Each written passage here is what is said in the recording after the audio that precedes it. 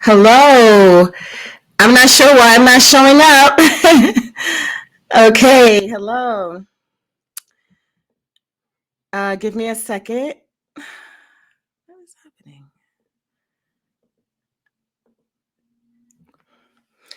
Hey, definitely not sure what is happening. How are you? Welcome to our free training today. Keys to flawless microlocs. What I want to do is just do a quick check to make sure that you can hear my sound and you can hear me okay, see me okay. Just say hi. Let me know you can hear me or press 1 if you can hear me. I was having a slight tech issue right before we started, so I'm going to make sure my mic is able to be heard. Let me know if you can hear me. While you do that, I will check on the other end here. And make sure that I'm... So if you can comment, I can get started knowing that you can hear me. So just put a comment that you can hear me if you can hear me, okay? No way, I will start. Just want to make sure.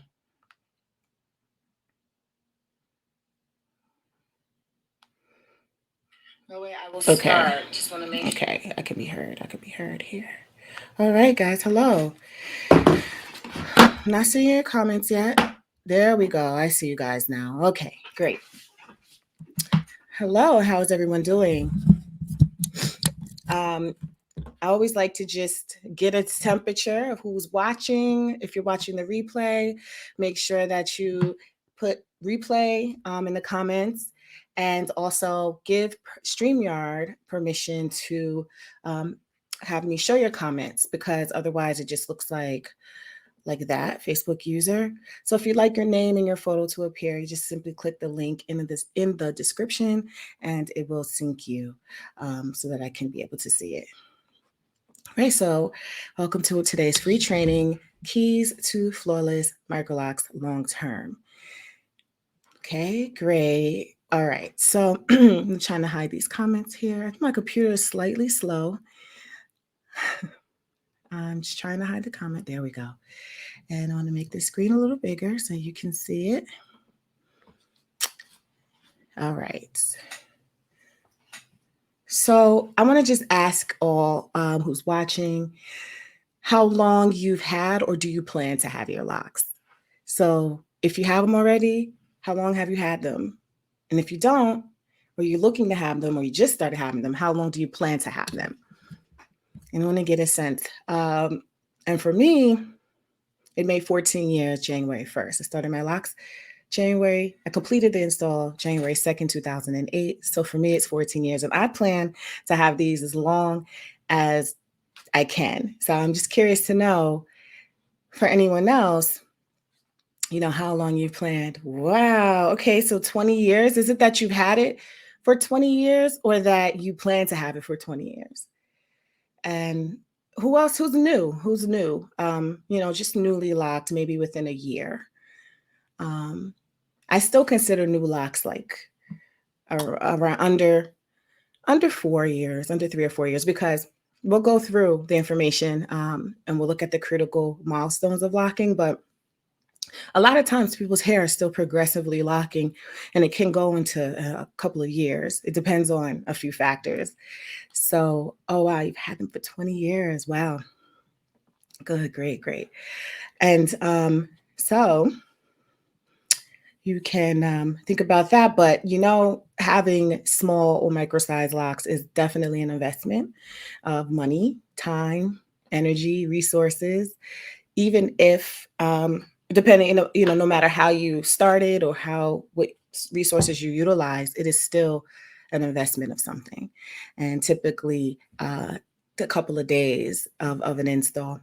And then you have the maintenance routine. So definitely is something that I think most people don't go into thinking that they're only going to have it for a few months.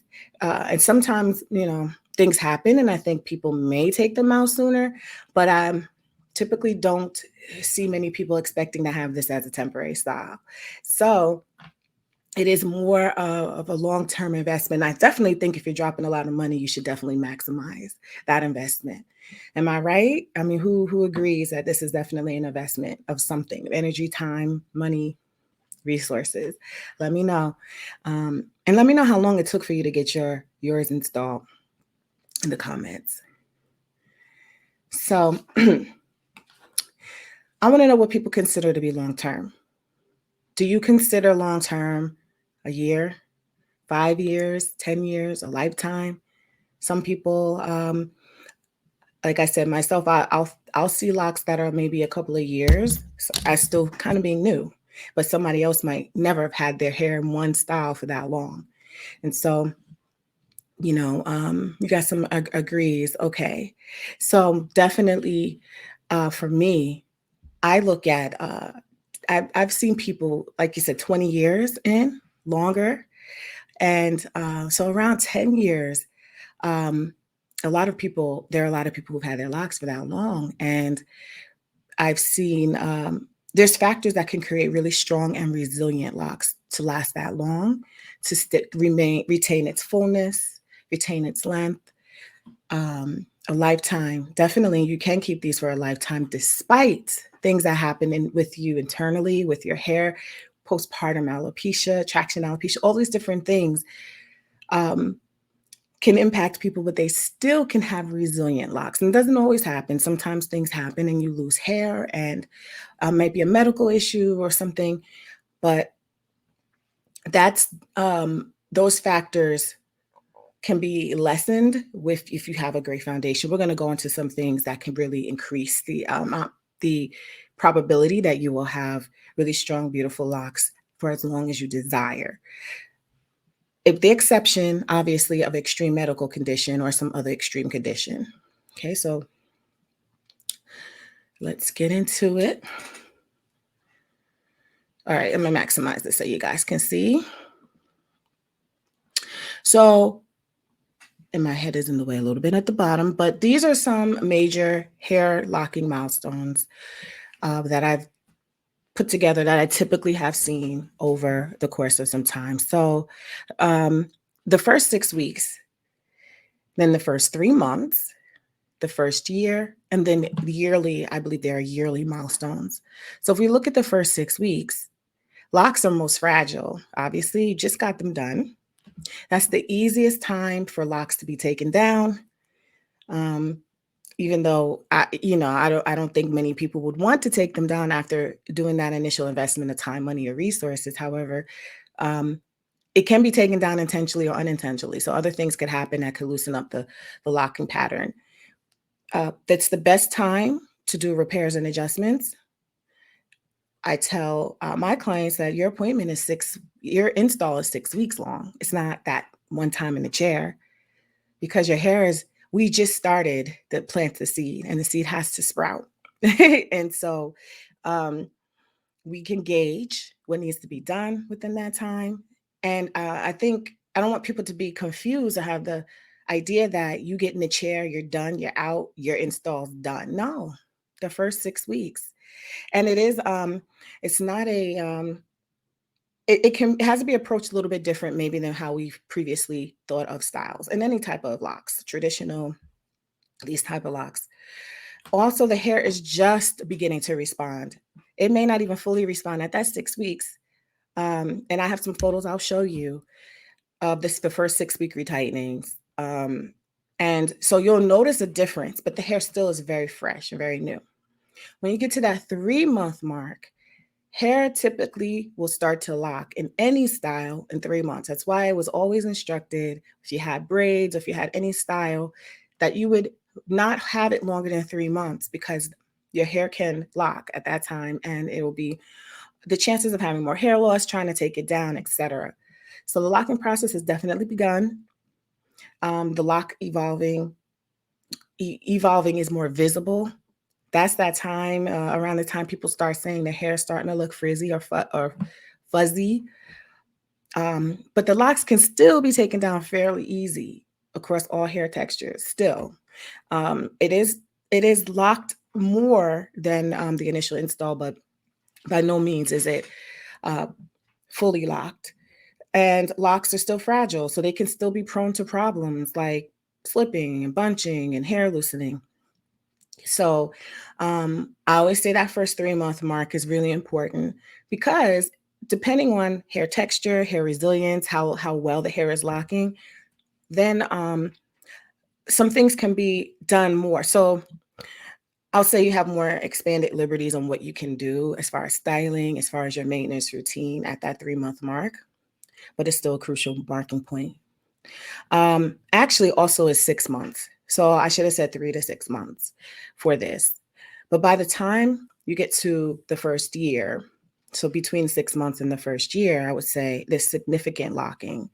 And depending on hair texture and how well the locks are doing, sometimes there can be a green light for things like coloring and different things like that. I still kind of don't recommend certain types of coloring at the earlier stages because of depending on the type of color and how it is impacting your curl pattern and how progressed your hair is locking would determine whether or not what the type of locking would be okayed. But I mean, the type of coloring, sorry, would be okayed. But you'll have more liberties with product usage and your maintenance routine.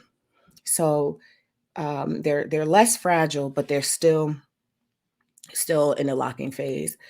The repairs that were not taken or not done in the previous phases will be harder to do, if at all, at this point. It can still be done, and it should still be done if it can be done. But if there was, let's say, a problem that started within the first 6 weeks or the first 3 months and it has not been addressed, by the time you get to the year mark, you may find it harder to fix it. So it's definitely a time where the hair is like, okay, it is definitely solidifying more. And the hair will also like drop or hang a bit. Instead of being out, it'll start to come in, come down. It should be starting to go into its look nicely. So if the ends are far more swollen than the roots, then the tension or the repairs or the refinement were not as sufficient as it could have been, meaning the hair is not perfect. Obviously, it's going to swell a little bit more than the root is, the virgin hair, etc. But there's certain things that go beyond like what would be considered normal across hair types. And Mira, you said you can't wait for that. I think I'm blocking the comment. Yeah, so definitely. Oh, there you go. Okay, and then when we get to the year mark and yearly, I'm trying to take your comment off so we can read this. My computer is really slow. It should go away now. Okay.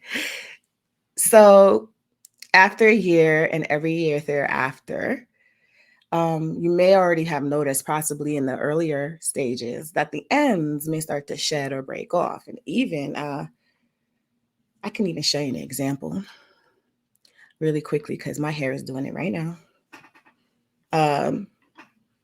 Let me get to a white, to the YouTube background. See that?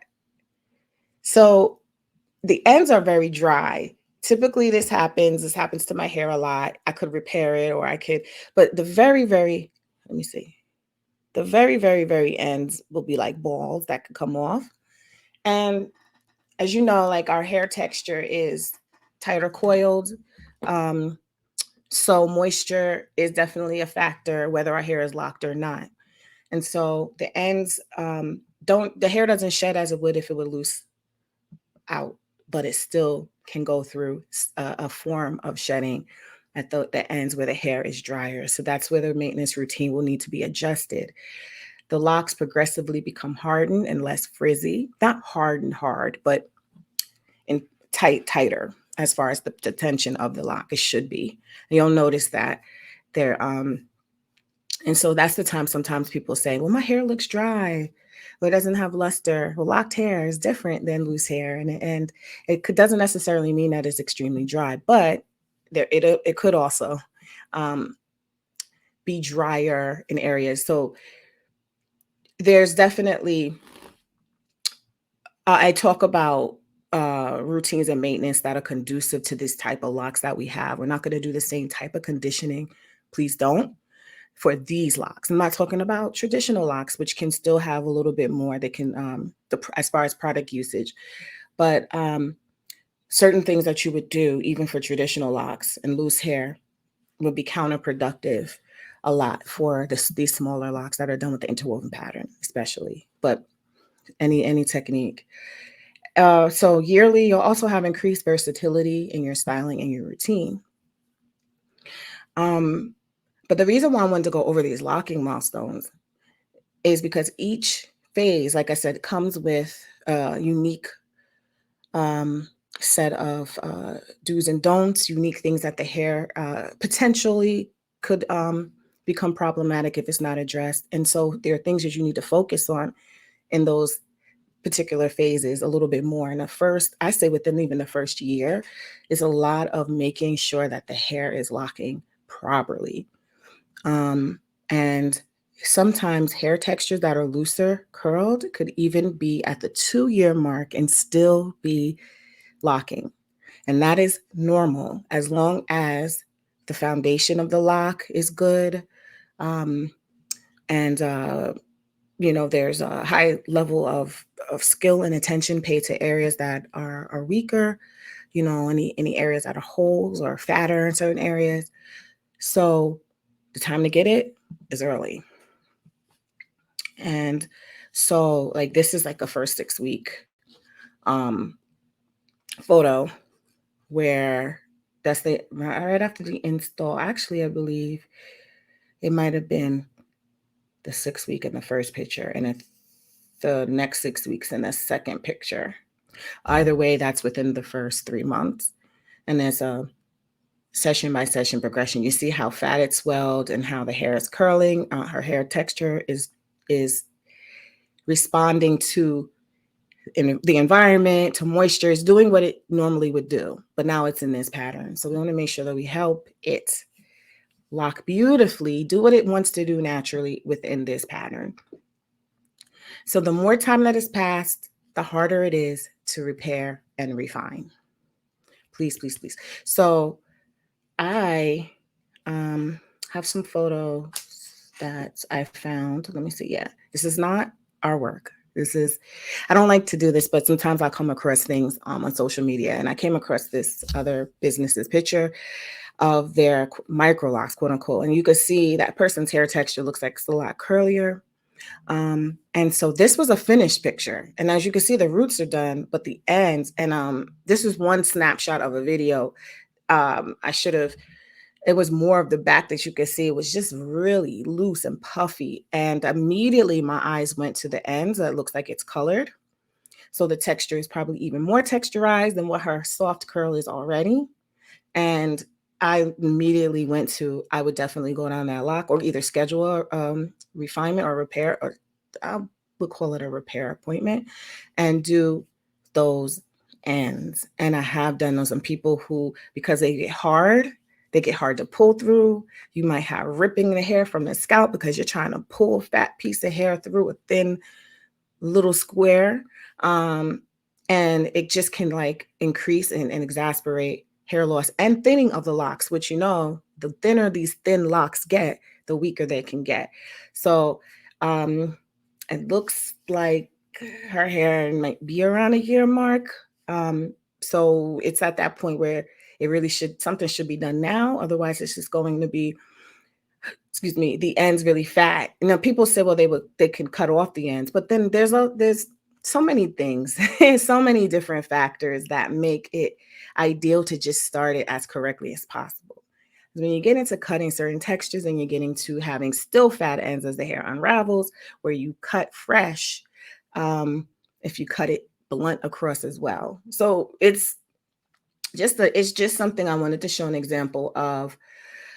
Also, this person has some hair that matted, that became weak, and also thinks she has some hair loss medically, slightly, maybe some like nutritional or medical things happening, but the hair also matted together. It wasn't done as routinely as consistently as it should have been. And then so there's all those locks that came out. So what I did was a repair where I actually reattached to that little puff of hair in the middle picture, locks to it. So like advanced techniques, you can get it. And so obviously the more skill someone has, the more they're able to do these repairs. But before it even gets to that point, we can do a lot of work to keep the hair as strong as possible.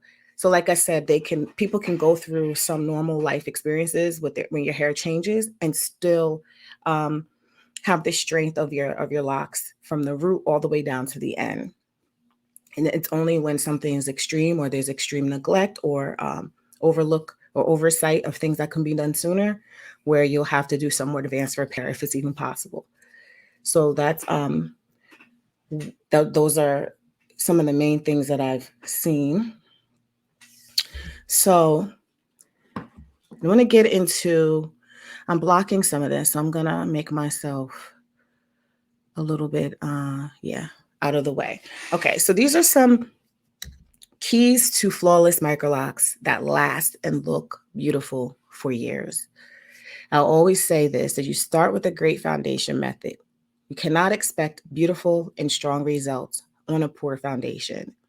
You can't expect to build a beautiful house that sustains all types of weather and storms. As an example, if my foundation of the house is weak and if the basement floods and it rots, and you know what I mean? So that's the first step to start with. And making that initial investment could potentially save tons of money, a lot of headache, and a lot of time trying to fix things or redo things. So I always say that foundation, and a great foundation also will get you through tough times. For instance, long extended period of times between retightenings, even pre-pandemic.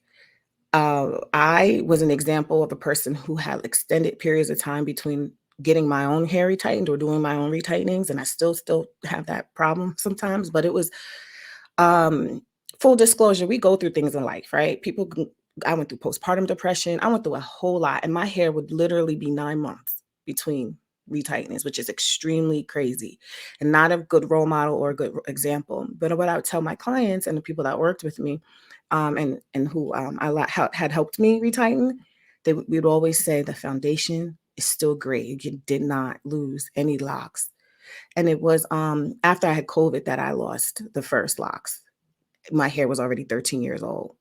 So, and things like that. We don't know what COVID and all these other illnesses could do that we didn't expect. But a great foundation will still go very far. The second point is in ensuring that the proper repair is done at the proper time. Now, waiting too long to address an issue or knowing what is within a normal range and what is something that would be something that needs to be addressed. Because there are certain things I said that are normal, swelling, fuzziness a little bit. If the hair you saw in the previous picture, the hair that was like really curly and kind of coming out, not coming out, but it looked like it was coming out. But when you went and pulled that lock and pulled it down, you could still see the pattern. You could still see the hair pulled in, but her hair still curled. It had a lot of shine. It still had a lot of oil because it wasn't fully matted. That's different than if it were just loose. I do want to say this too. I've been biting my tongue. I'm not saying names or anything, but I typically don't like to judge or talk negatively. I'm only using this as an example of someone who was like really interested in getting quote unquote microlocs. I say quote unquote because what she got was from someone, and it kind of made me a little more than a little upset. Someone installed what she called microlocs. And it was kind of bizarre how it was obvious to me she wasn't very skilled, but she was like posturing as if she were. So she were doing, the whole entire head was loose, and she'd only do the very roots. And I've never seen that method and said that it would lock on its own. And I said, what? I said, you can, I kindly gently nudged that maybe she can come into some of the free trainings or just join, like get some more support, especially with other pros, not just me, but other pros who've done it. But I was just astounded that that was what was being shown as something professional. You don't just do a small amount and leave a lot of hair out. It's basically an afro and expect it to lock on its own. It will not, our hair, yeah, our hair will mat if we don't do anything to it. What we're doing is, I've always said I used to say control chaos, and I think someone created a business with that name. I love that term though. Our hair is not chaos. Our hair is doing what it does naturally. We are harnessing that and allowing it to do what it's doing naturally, but creating a pattern or a guide within which it will do that. So it can only go but so far, and it will do what it used to do naturally around this pattern. So I just had to mention that. I don't know if anybody else has ever seen anything like that. I've never seen anything like that. And so there was a lot of problems, obviously.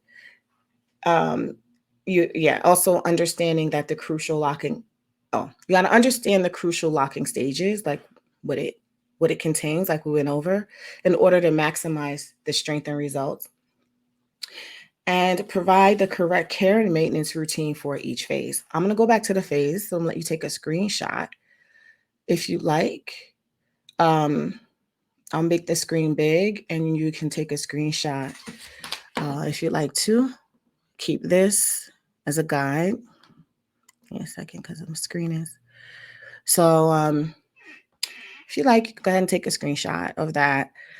And those are like the basic areas of it. So, okay. So I am going to, get back to my screen. Any questions so far? Okay. So it is really important to understand the right method. I think I'm going to get this mouse off. Whoops. Yeah, my computer is. All right. It's also important to understand the right method and the type of locks based on factors like lifestyle, skill level, access to support, etc. Because sometimes the methods that we want, or the things that we want, it may not be conducive to the type of lifestyle. It should be with proper care, but sometimes we just have to find what is best for us, and how much attention and resources and support can we put into ensuring that the results we have will be the best for us and look the best for us. So on the next screen, you probably just saw that I can't get that bottom part to go away, but I have a lock quiz. It's just a free quiz, and it's just to find out the type of locks that are best for you. And I mean type. I mean, do you are small? And I use interwoven lock pattern technique because I found that to be the most resilient for small micro-sized locks. Is that a type that you is best for you to start, or are traditional locks the better way for you? Or some people might really be good for like free form. Like there's so many different personalities and different types of people. And I think knowing a bunch of factors can really help you find what is good for you. For me, and for a lot of people probably watching this who have these locks, we were willing to make that investment in time, and we either had access to resources or we were willing to get what we needed to ensure that we had top results. Sometimes people are like, listen, I don't want to do my hair, like, and I have a professional to go to. And sometimes people are like, no. And so there's been like about 2,000 people that have taken this quiz already, and I see most of the results. And oh yeah, I'll put the picture up for you again. And so there are people that are like, I'm not interested in small, like extremely small locks. And some people are like, I want them bigger, but I do like the interlocking or interwoven lock pattern, which is a more appropriate term for locks, because they are, the maintenance and care is different. So you weren't able to get the picture. I'll put it back up again. Really quick for you.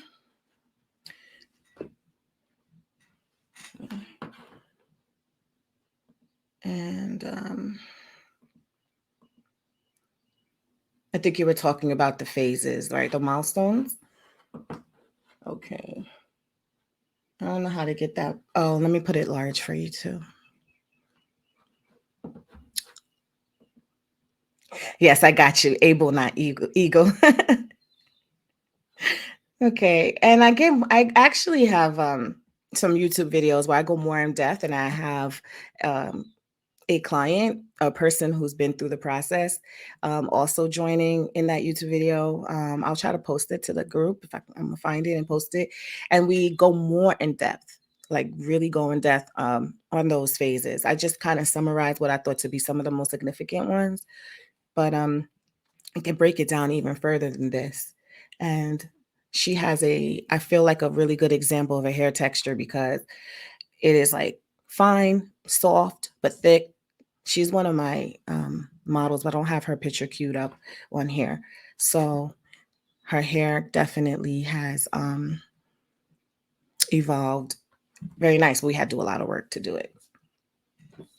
So is there any, you got it, great. Is there any questions that you have um, while I'm here live that you can ask, or if you're watching the replay, you can definitely put it in the bottom and we'll try to get to them. I cannot get that bottom part to go away.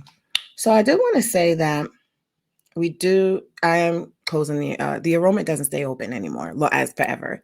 So I just wanted to remind people it is closing tomorrow. If you're interested, um, no pressure, microlocmastery.com. I want to make sure that I temper in and really can focus on the groups that come in with more attention. So again, this is lockquiz.com if you'd like to take that quiz. And so I want to ask, who,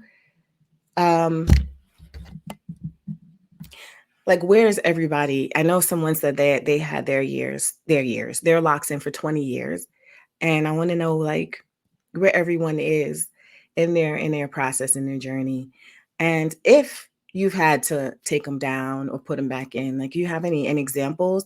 And then, wow, I'm waiting for any comments. If anyone has any, I have encountered people, and it's not as common, but people who maybe took them down in a quick time because of something that they did not, something wasn't happening right. Most people try to work through any problems that they have, or they'll find someone who's good at repair. And I always, like I said, that most of my clients in the beginning were about repair because as like a social worker, I wanted to help women like fix things. So that was like my focus initially. So I did a lot of repair and always focus on repair and refinement and strengthening. So I would get people who were looking for that and who had like bags of locks and wanted to put them back in, or lost hair and wanted to have options. So that's how I got all the different ideas for microloc extensions, microloc weaving. 2 years, someone said. Um, my computer is, see how slow it is? 2 years, okay. And someone else said, what did you say? You just started to take down colored my hair. Yeah, oh, I'm sorry. So you colored your hair after you locked it. Wait, did you color it? How many months in or years in? I find that no matter the age, coloring it can still be problematic if it's not done correctly. But I see beautiful, beautiful jobs. You're at 5 months. Your first set of locks were over 10 years ago. They were traditional size. Wow. So you had 10 years and then you started at 5 months. Wow. So yeah, you're right in that still very new phase. Um, and Tilawana said, you took yours down in a few months. You wanted to start closer to the ends, which looks better than having my natural curls. Okay. That's a good point. I started noticing a phenomenon. I told you I was out of the YouTube DIY, whatever was happening. I was like, what is with everyone asking for curly ends? Years ago, I was like, people were like, I want my ends curly. And I said, that's so, not to judge, but that's problematic. You can, this is what I always say, get your foundation done very well, and then create that curly look with well done foundation on your locks. Don't compromise the quality of your locks to leave hair out to get a curly look when you can duplicate. So like, and then I know this is an old picture, but right here on this slide, on that first picture, let me put your your comment away. On the left, I don't know why it doesn't. There. Okay, it took forever to go away. She Here's an example of a story. So it's these are every picture I use is of a client, and most of all of them I've started from scratch. So I started her. She had a crazy life situation, and she couldn't get her hair maintained. And then, like 6 months later, after her like install, it was crazy. We came in, we fixed it, but her hair is what do we use? Pipe cleaner curl, the spiral. I think it's pipe cleaner curls. This is an old picture, y'all. It's from like 2010 or 11. And well, I'm saying that to say, because her hair was naturally curly and her locks were still fairly new, we were able to really replicate a nice curl that matched her curl pattern. We can't even tell it's locked because of how it just, how when you rod set your natural curl, but her hair is locked within a locking pattern, and we were able to mimic that rod set on a natural curl, and so we are able to get a curly style. I mean, this is just one example, but I say that to say you can get a curl that's close to your natural curl pattern still on your locks and still have a beautiful look, and have like quote unquote curly hair, because some things that are done for faux locks or temporary locks are not good or ideal for long term. Same thing with extensions and micro size or microloc extensions done in certain ways. It's not really good for a long term, so it's going to become problematic in like just like really rough matted hair. So I just wanted to point that out, that I just had that picture there, so I just wanted to show like someone whose curl pattern is small, but that we can mimic a curl. And then you said before, so the person that commented before, is it you saying you just had to take down your colored hair because it broke off? And I asked you if you colored before or after you locked. I think you're saying you colored before you locked. Okay. Yeah. Okay. So hair color, my hair is fragile, and a lot of people's hair could be like mine, and I can't take harsh stuff. My hair literally melted when I colored it. When it was loose in college, I did like a dark and lovely or something, a box color by myself, and I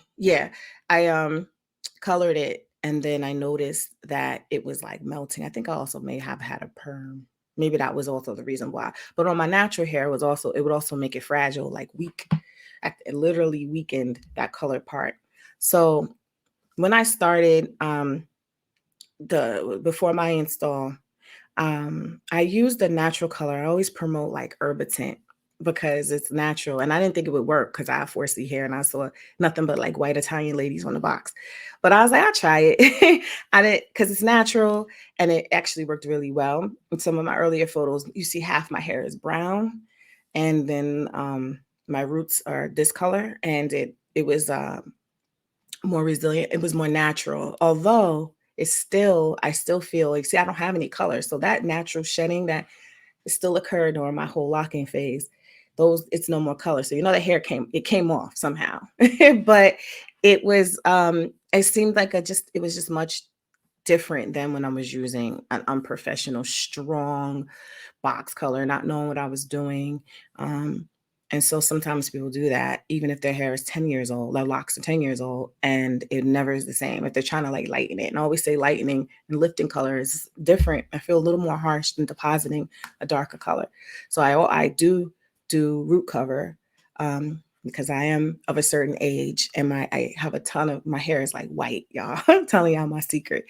It became, especially due to stress, I think like it's white a lot of inches. So I color it a lot at the roots, and it has stayed the same strength because I've switched to a better product, and I'm using it better, and getting some guidance, making sure I'm doing it properly. This comment says, I love locks. I'm starting to do a lot of my clients starting their locks. I really want to learn more, keep their locks healthy and strong. And you've had your locks for 2 years. Absolutely. I think it's great that you want to focus on health and strength above all, because especially when dealing with the smaller size locks, the results can be beautiful. Wanting them strong will really eliminate people having problems and then trying to figure out how to fix those problems. sufficiently, and it's also less work for everybody because no one wants to do a whole head of repair if you're trying to attempt to do a repair. So it's really good to focus on that. So it's a combination of technique, maintenance, maintenance, hair care maintenance, and both of those together will create the great results. So you can have great technique but poor maintenance routines, or a poor foundation, but you're doing great maintenance routines. It needs to be both to get the results to really stay long term. Um, if anyone have like common problems they've noticed as their locks got older that you want to share? So you said, my hair is fragile and very soft. You've had locks for about 2 months and you're experiencing a lot of slippage in the back, yeah, where your hair is loosely coiled. I plan to keep my locks for a lifetime. Definitely. Okay, so your hair is new, it's 2 months. So is that a stage still where you can really do a lot of um, refinement and repair at that point? So hair texture varies throughout the hair. I say, so there's the kitchen, right? That's like we say the quote BDB section, the tight coil section, but there is right above that. That's very soft. That can be straight, even on someone 4C hair. So it's right above the kitchen. That area can be softer, but then right above that, it's the forest. That's usually the thickest texture. Those locks usually lock the fastest, don't have as many problems. When you start to get to the edges and the perimeter, and you have soft hair, you might find locks consistently coming out every time, as no matter what you do. You might have to be really careful about the edges to get them to lock initially, and once they start locking, they'll be better. And then some other parts might be thinner up here. There's so many different textures throughout the hair. So if your hair is fragile, you meaning like fragile meaning thin, or because what I say is you don't want to ever start locks, um, microlocs, especially on damaged hair. So make sure you start with healthy hair. So when you say fragile, you might mean that your hair is just like softer. You might not mean that it's in bad shape, but I want you to make sure, like, for anyone to make sure that their hair is in a really good condition before they start. And that being soft is, that's something different. So if your hair is fragile and soft, it's very important that technique is good, that your routine is a certain way. So I posted a tip about the water mist, right? And I said I'm gonna do a disclaimer because for the most people that's fine. And I think you have to speak to your professional to make sure you don't have any other problems.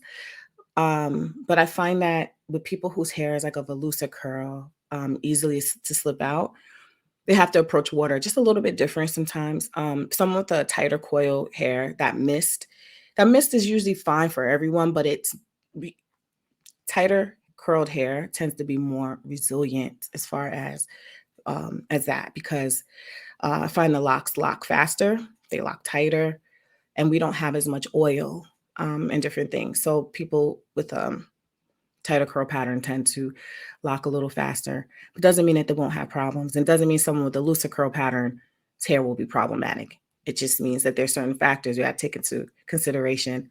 And also do you sweat a lot? Do you work out a lot? Different things. How do I keep it from thin and soft natural? So I think you're the same person that just asked. From thin and soft. From being thin and too soft. Make sure your hair is clean. You're washing out excessive oils that could interfere with the locking, especially for looser curls. And but also your routine needs to be where you're not just disrupting the curls when you're washing it. So it's like washing it a certain way with certain easily rinsable wash or shampoo, and you're not disrupting the curl too much, but you are keeping it clean. That's also important, because we will release oils and different things. And so if your hair is thin and soft, you might be coating the strands. It might just be hard. You notice, like, just trying to lock the edges, it feels like the hair is straight and it's like not holding any type of pattern you're trying to put into it. I tend to, there's certain things you can do to get some of that oil out and make it stick a little bit more. But you want to not do things, just keep it clean and minimize product usage, and consult with your professional, because I can't, without seeing your hair and knowing, I can't really say exactly what you need to do. But those are just some tips that I would think would be good to try. How do I keep it from slipping? Yeah. And so certain things that are instructed in your hair care maintenance from the beginning, do's and don'ts, are designed so that you don't have as much slippage. So, again, minimizing your lock pattern, like not poking holes, not manipulating it too much, not putting too much product. There's certain things you can do to keep that pattern in as good as possible, but allow your hair to swell and expand also.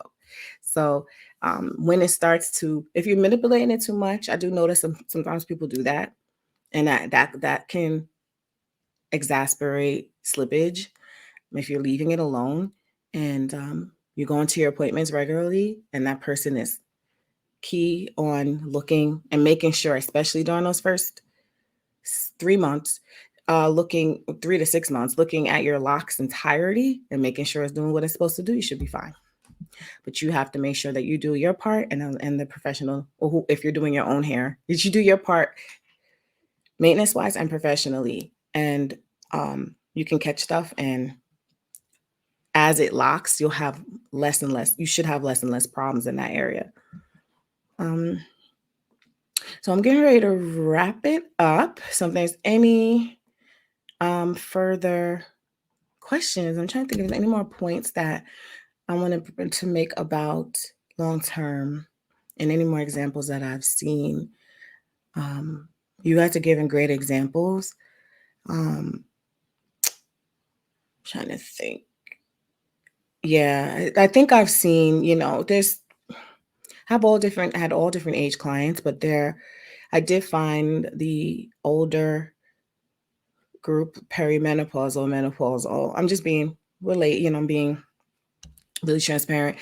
Hormonal issues tended to impact the hair a lot, where we would start to see locks break off or thin out from the root. So there's another indicator that it's a medical or internal issue going on, as opposed to the locks are breaking midway or towards the end, which is more about, it could be about other factors. So I did notice that a lot of women were coming in with similar problems in that area, thinning. And so as a professional, you have to gauge also whether it's good to create locks or provide maintenance in certain areas of the hair that you notice is progressively breaking or damaged, or some other things going on. You would have to know when it's not good to continue doing that service in that way.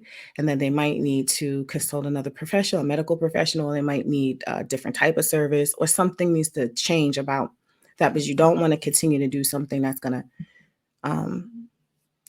cause more problems, especially if there are other things happening. So I don't know if that makes any sense, but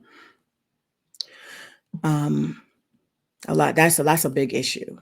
Or reattaching. It's a big deal. And I just showed you a picture.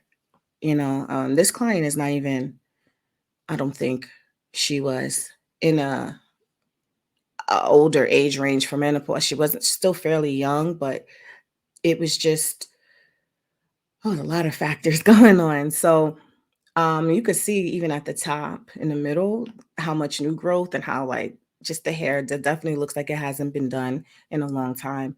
And so I just knew off the bat, like her routine needed to be upped, but she also had a combination of things going on. And she did see a dermatologist for some hair loss in one part of her hair.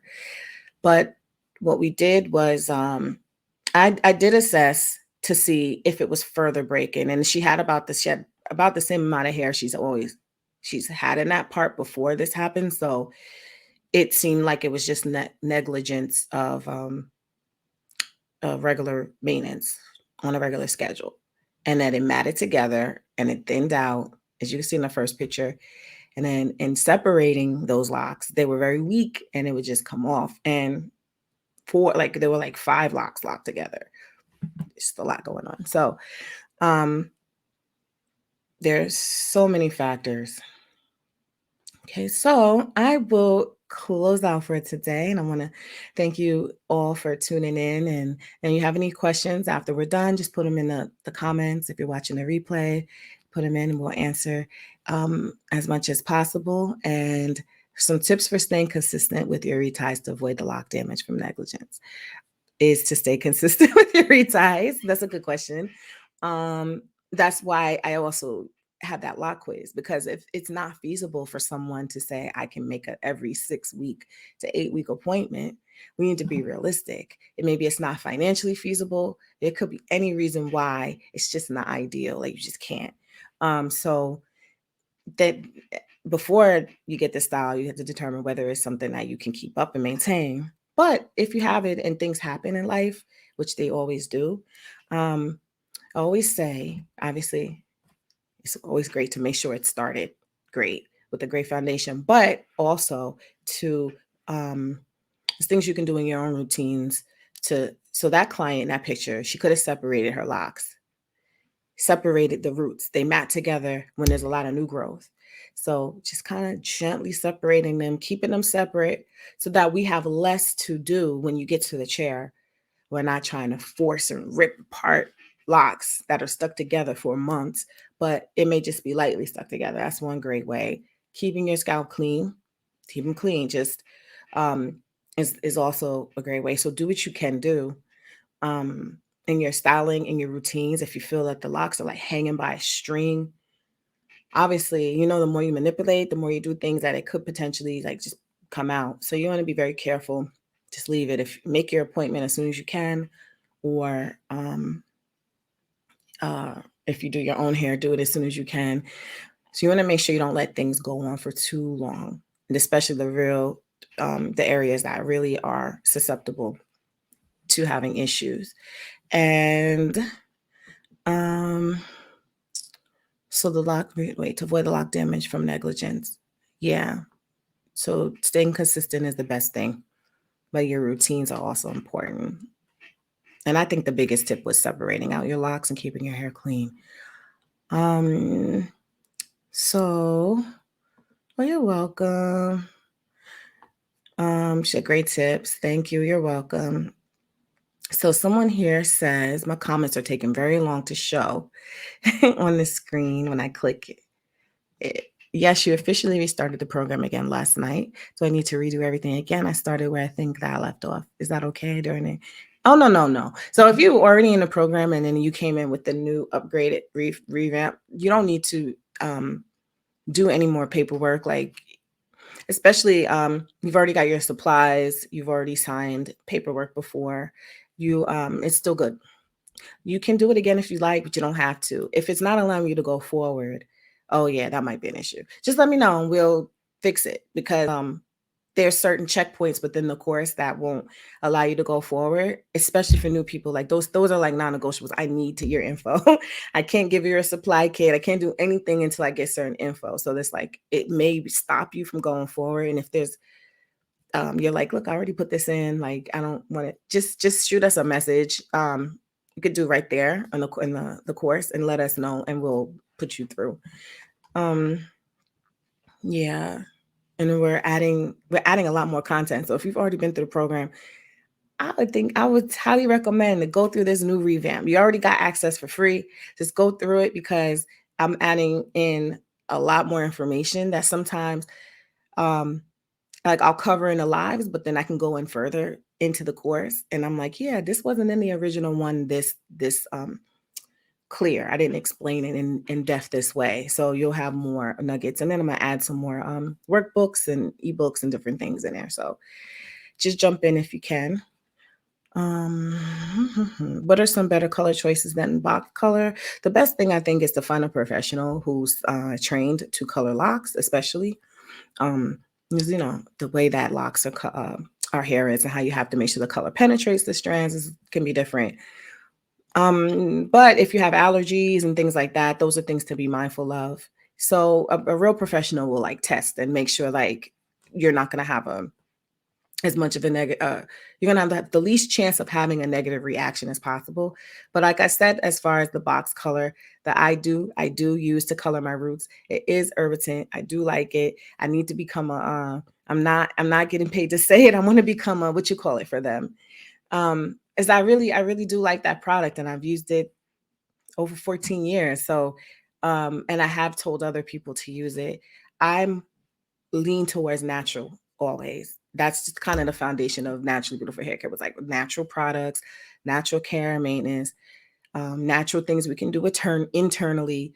And then because I do feel ultimately the health of our hair and how resilient we are to different things is how strong we are physically, mentally, because it all impacts our hair. You've seen people's hair fall out because of stress, turn completely white like mine did. I was under a lot of stress. So I had a lot of white, gray. My hair became different, postpartum, hormonal changes. So it's all these different factors. And so I always feel like I'm not going to skimp out on the type of products. I feel like natural is best. But make sure that you're not allergic to, you could still be allergic to natural things. So again, I may say that, but it might not work for you. But I do find it did work for my 4C hair, at least the color that I had. And it allowed you to go forward. Great. Ambassador. Great. I don't know who you guys are. Because I can't see it. But this is fun. This is good. This is fun. I really enjoy talking with you. And y'all, if y'all are like, we send out emails. And I don't want to, we're not trying to spam people, but I will probably send an email out letting you know that the course is closing tomorrow, letting you know about Amira's free training tomorrow as well. She has a free training for the affiliates. And you'll see the flyer. My daughter's coming down here. She's interrupting me, y'all. I have to get ready to get off. But also on Monday, for those who are in the program or who've joined before Monday, we have an intro call in our Zoom. We're resuming that. And I'm excited because Tosha is our certified Microloc Mastery Certified Pro and also a licensed cosmetologist and a licensed cosmetologist instructor. So she is a great addition. And a lot of the people on a team in the community are pros in a lot of areas. So it's really exciting. So she'll be doing that call. So thank you guys for joining in. And you can be a brand. Oh, you're saying I can be a brand ambassador for the hair color company. Yeah, I'm going to look into it. Yeah. All right. Enjoy the rest of your day. And any questions after this, drop them in the comment section below. Bye.